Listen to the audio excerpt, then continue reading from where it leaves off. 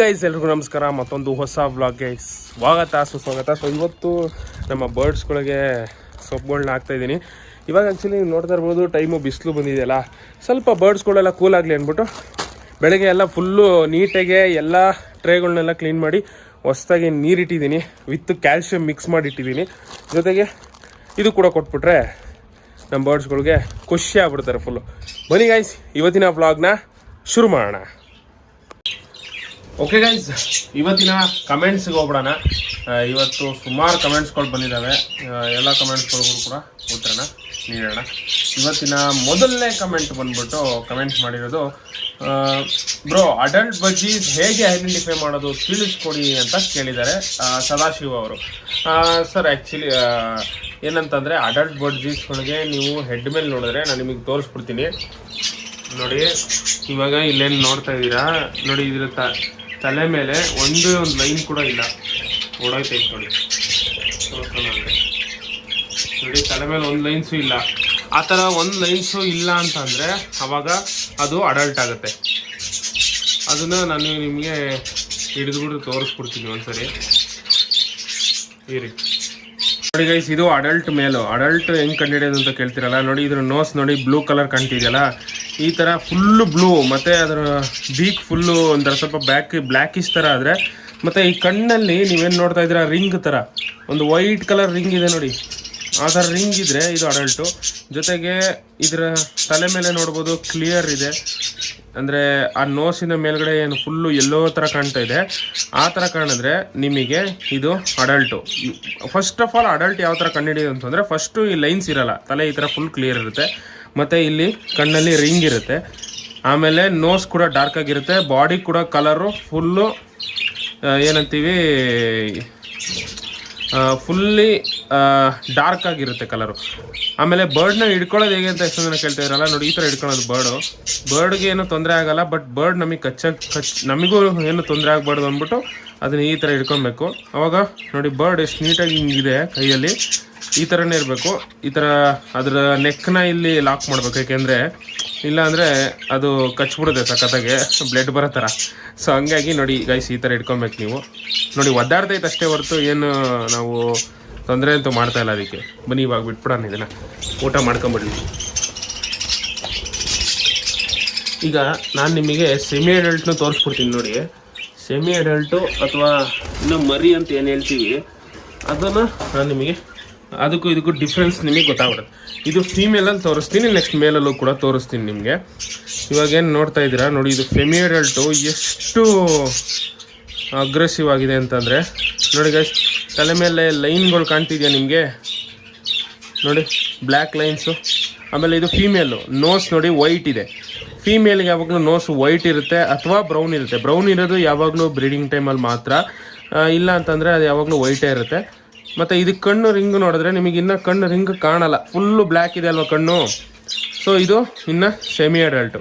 ಕಣ್ಣು ನೋಡಿ full black ಇದೆ, ಅದು ಫುಲ್ ರಿಂಗ್ ಇತ್ತು, ಕಣ್ಣು ವೈಟ್ ರಿಂಗ್ ಇತ್ತು ನೋಡಿ. ಇದ್ರಲ್ಲಿ ಫುಲ್ ಇನ್ನೂ ರಿಂಗ್ ಬಂದಿಲ್ಲ, ಅಂದರೆ ಇದು ಇನ್ನೂ ಸೆಮಿ ಅಡಲ್ಟು. ಮತ್ತು ಲೈನ್ಸ್ ಕೂಡ ಕಾಣುತ್ತೆ ನೋಡಿ ನಿಮಗೆ, ನೋಡಿ ಲೈನ್ಸ್ ಫುಲ್ಲು.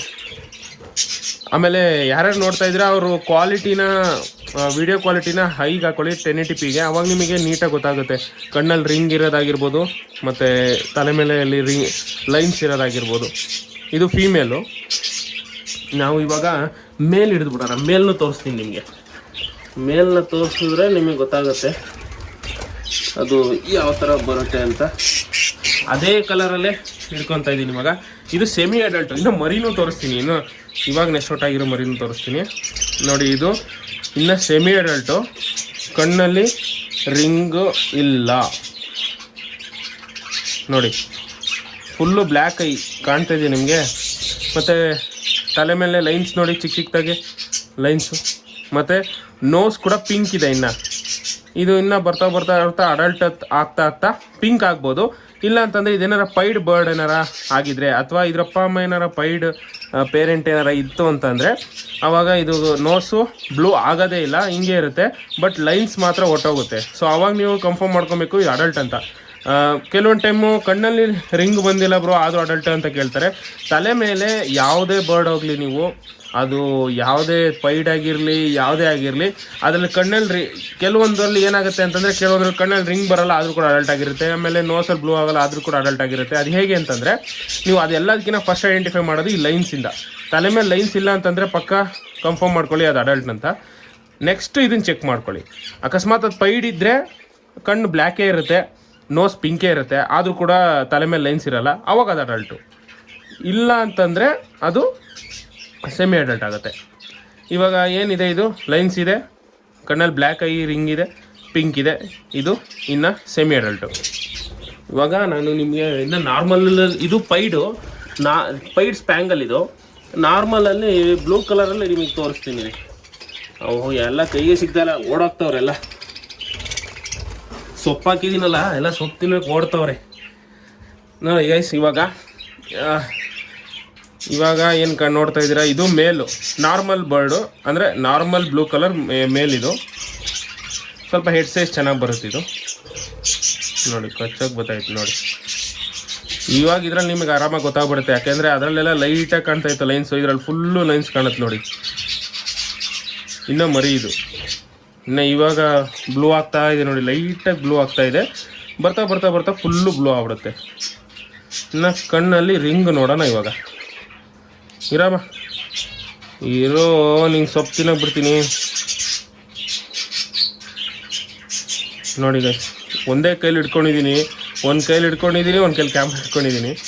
ನೋಡಿ ಗೈಸ್, ಇವಾಗ ಏನು ನೋಡ್ತಾ ಇದ್ದೀರಾ, ಇದು ಕಣ್ಣು ರಿಂಗಿನ ಬಂದಿಲ್ಲ, ಆಮೇಲೆ ತಲೆ ಮೇಲೆ ಲೈನ್ಸು ಕೂಡ ಹೋಗಿಲ್ಲ.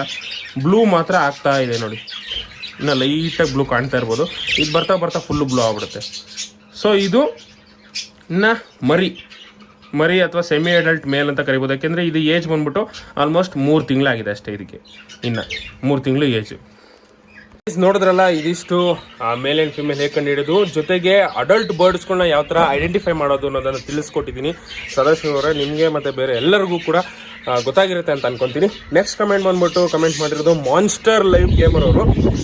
Bro, I have 1 adult male ಬರ್ತಿ, ಜೊತೆಗೆ ಅಡಲ್ಟ್ ಫೀಮೇಲ್ ಬೇಕು, red eye, please tell bro ಅಂತ ಕೇಳಿದರೆ. ಬಿಗ್ ಫ್ಯಾನ್ ಬ್ರೋ ಅಂತ ಕಮೆಂಟ್ ಮಾಡಿದೆ. Thank you so much bro ನಿಮ್ಮ ಅಭಿಮಾನಕ್ಕೆ.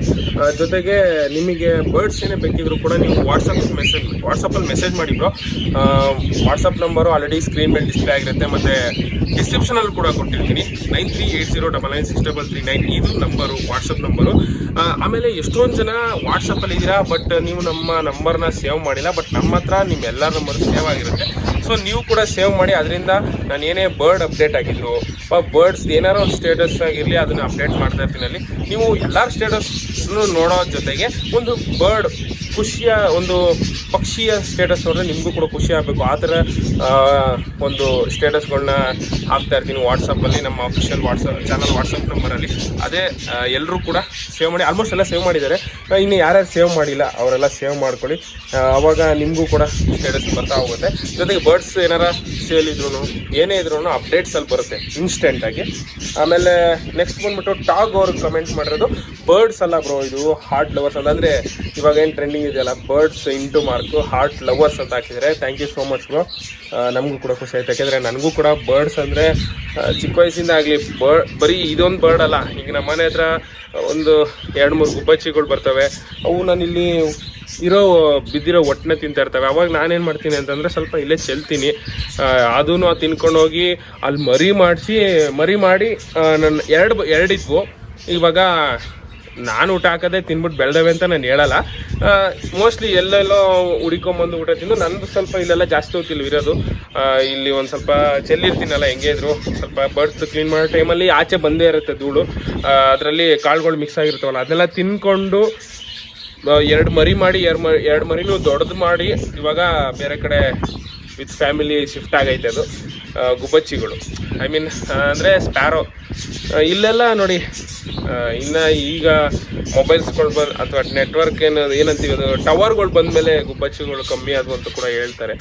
ಸೊ ಆದಷ್ಟು ಎಲ್ಲರೂ ಕೂಡ ಗಿಡ ನೆಡಲೇಬೇಕು. ಯಾಕೆಂದರೆ ಬೇಸಿಗೆಗಾಲದಲ್ಲಿ ಗೈಸ್ ನಿಜವಾಗ್ಲೂ ನಿಮಗೆ ಗೊತ್ತಾಗ್ಬಿಡುತ್ತೆ, ಬೇಸಿಗೆಗಾಲದಲ್ಲಿ ನೆರಳು ಸಿಕ್ಕಿದ್ರೆ ಸಾಕಪ್ಪ ಅನ್ನೋ ರೇಂಜಿಗೆ ಬಿಸಿಲು ಬರ್ತೈತೆ ಇವಾಗ. ಸೊ ಎಲ್ರಿಗೂ ನಾನು ಎಷ್ಟೊಂದು ಜನ ನೋಡಿದ್ದೀನಿ, ಅವರೆಲ್ಲ ಬೇಸಿಗೆಗಾಲದಲ್ಲಿ ಬಂದಮೇಲೆ ಅವರಿಗೆ, ನಮ್ಮ ಫ್ರೆಂಡ್ಸ್ಗಳಿಗೆಲ್ಲ ನೋಡಿದ್ದೀನಿ, ಬೇಸಿಗೆಗಾಲ ಬಂದಮೇಲೆ ಅವ್ರಿಗೆ ಮರದ ಏನಂತೀವಿ ಇಂಪಾರ್ಟೆನ್ಸ್ ಅನ್ನೋದು ಗೊತ್ತಾಗುತ್ತೆ. ಸಿಗೋಣ ಗೈಸ್ ಮುಂದಿನ ಬ್ಲಾಗಲ್ಲಿ ಒಂದು ಹೊಸ ಟಾಪಿಕ್ನೊಂದಿಗೆ. ಅಲ್ಲಿವರೆಗೂ ಟೇಕ್ ಕೇರ್, ಬಾಯ್ ಬಾಯ್.